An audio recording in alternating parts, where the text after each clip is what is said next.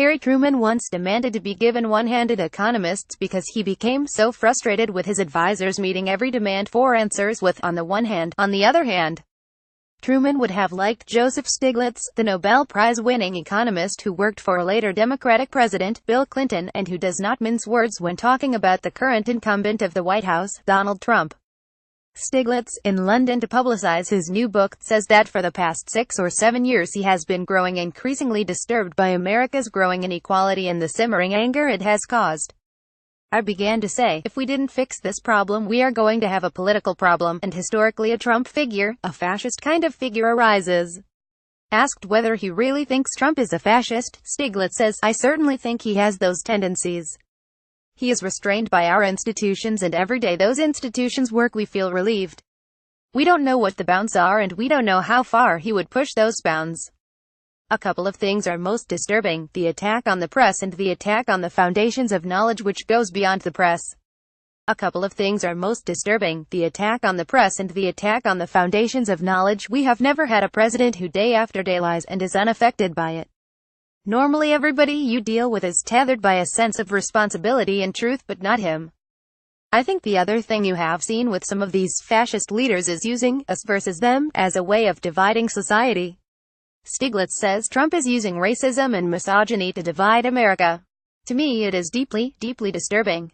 Stiglitz had his differences with Clinton, for whom he worked as chairman of the Council of Economic Advisers, and Barack Obama, criticizing both for not doing enough to ensure that the fruits of growth were more evenly shared.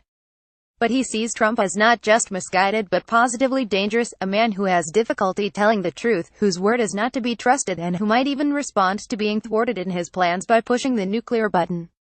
Bill Clinton in the Oval Office with, from left, Council of Economic Advisers members Martin Bailey, Chairwoman Laura Tyson, and Stiglitz.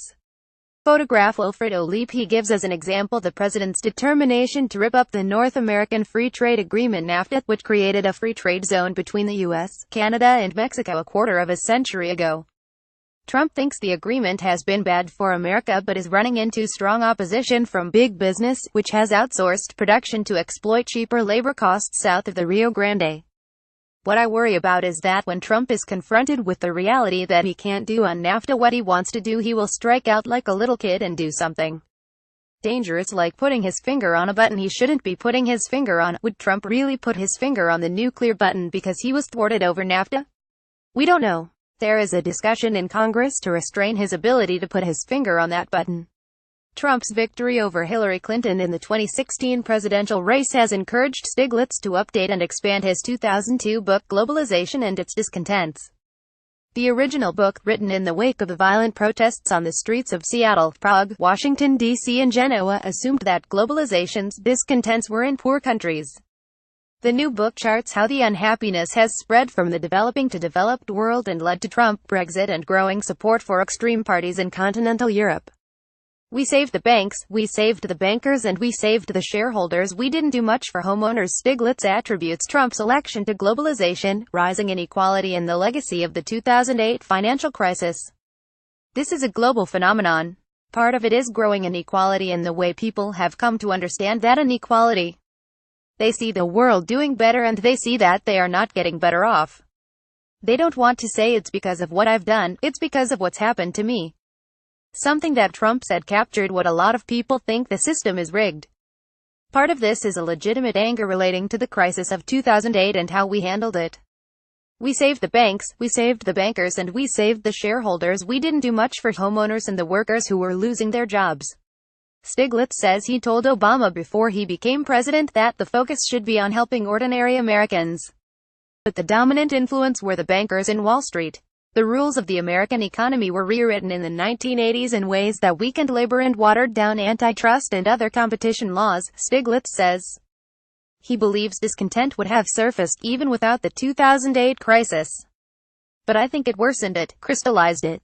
He added, the crisis of 2008 made things much, much worse. Millions of Americans lost their homes, and the way things were managed was grossly unfair. The reason neither developed nor developing countries are happy with globalization, Stiglitz says, is that trade agreements were written by and for corporations and against ordinary workers in both places.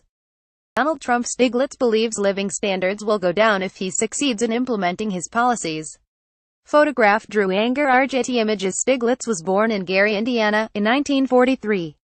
Then a booming steel town, Gary has become one of the places in the Midwest that has come to symbolize America's Rust Belt decay.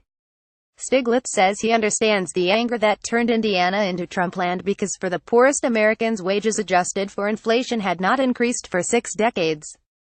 The U.S. economy has been growing at a reasonable pace in the year since the presidential election, with unemployment falling, consumer confidence strong and the stock market rising. So does Stiglitz think Trump's economic strategy will work? There is no way that it will raise living standards. The reality is that the standard of living will go down if he succeeds in doing any significant part of what he is proposing.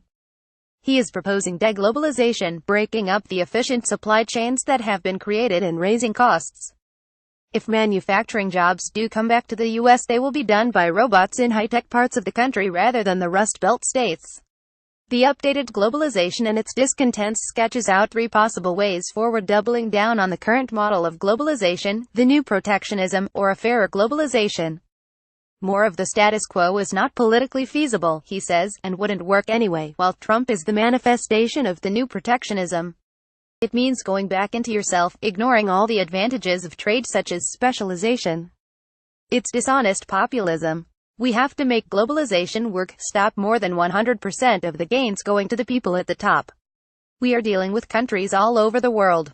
Trump's word is not good, but is fair globalization any more politically feasible given the likely pushback from the 1%?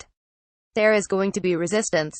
But we are democracies. I don't think we can have democracies that work where most of the people are not benefiting economically, where most of the people are worried about their job security. Society can't function without shared prosperity. Stiglitz says Bernie Sanders would have beaten Trump. I see the election of 2016 as an election of protest.